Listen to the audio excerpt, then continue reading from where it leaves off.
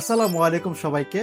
আমি Rubel Ahmed Samir, founder and coordinator the travel group TTC. আপনারা জানেন গত ১০ বছর যাবৎ টিটিসি অত্যন্ত বিশ্বস্ততা এবং সফলতার সহিত নানা ধরনের হলিডে প্যাকেজ, এয়ার টিকেট এবং ভিসা প্রসেসিং সার্ভিস দিয়ে আসছে। সো আমরা আসলে প্রতিনিয়ত প্রচুর পরিমাণে কোয়ারি পাই, সেটা হচ্ছে ভিসা রিলেটেড। যে বিভিন্ন দেশের বিভিন্ন ধরনের কোশ্চেনগুলো পাই। আজকে আমরা জাপান নিয়ে কিছু কথা বলবো। কারণ ইতিমধ্যে আপনারা হয়তো জেনে গেছেন বিভিন্ন গ্রুপ থেকে, বিভিন্ন পোস্ট থেকে যে জাপানে কিন্তু প্রচুর পরিমাণে ভিসা ইস্যু হচ্ছে। স্পেশালি যারা ফ্যামিলি আছে তারা কিন্তু খুব সহজে ভিসা পাচ্ছে। সো এই বিষয়টা নিয়ে আমি কিছু টিপস অ্যান্ড ট্রিক্স আপনাদেরকে দিব, যেটা মাধ্যমে আপনারা হয়তো কিছুটা উপকৃত হবেন। জাপান ভিসার ক্ষেত্রে প্রথম এবং প্রধান যে শর্ত, এটাকে আপনি একদম মেইন শর্ত হিসেবে ধরতে পারেন, সেটা হচ্ছে আপনার ট্যাক্স রিটার্নটা।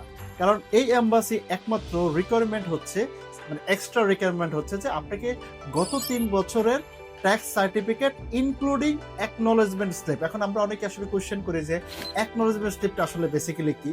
অ্যাকনোলেজমেন্ট স্লিপটা হচ্ছে আমরা যে ট্যাক্সটা পেমেন্ট করেছি, সে যে রিসিপ্টটা, সেটা হচ্ছে অ্যাকনোলেজমেন্ট স্লিপ। কারণ তারা আসলে দেখতে চায় যে আপনার আয়ের সাথে ব্যয় বা আপনি আসলে কত টাকা ট্যাক্স দেন।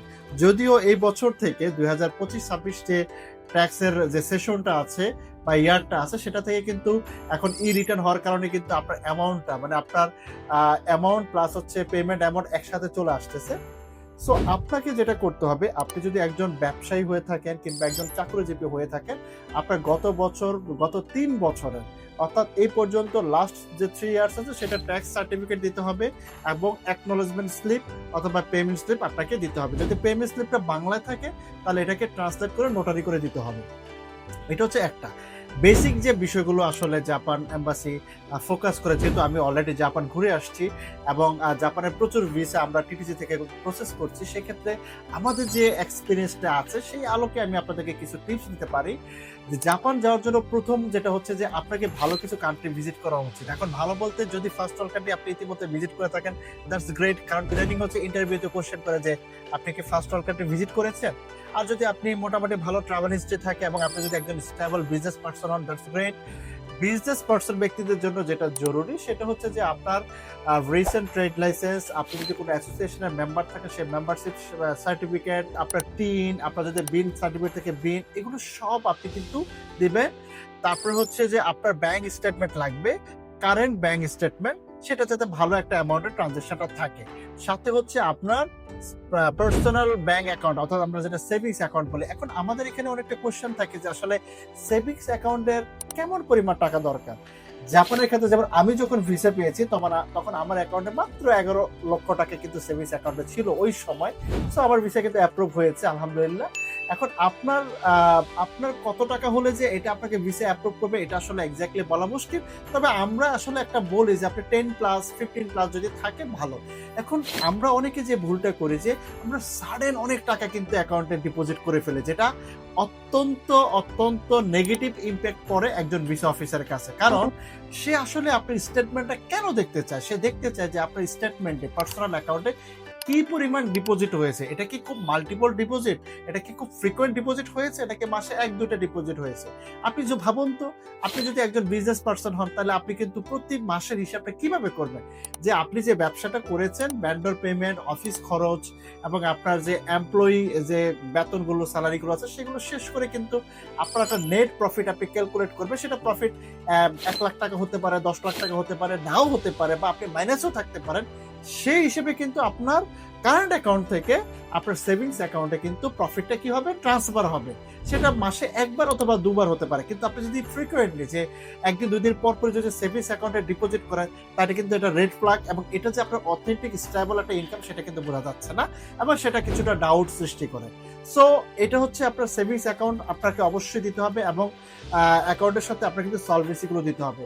২ নম্বর হচ্ছে আপনার ফ্যামিলি, আপনার এনআইডি কার্ড, আপনার ডকুমেন্টস গুলো আছে আপনি দিবেন। যেমন যদি আপনি ম্যারিড হন তাহলে আপনাকে অবশ্যই ম্যারেজ সার্টিফিকেট অথবা নিকাহনামা আপনাকে ট্রান্সলেট এবং নোটারি করে দিতে হবে।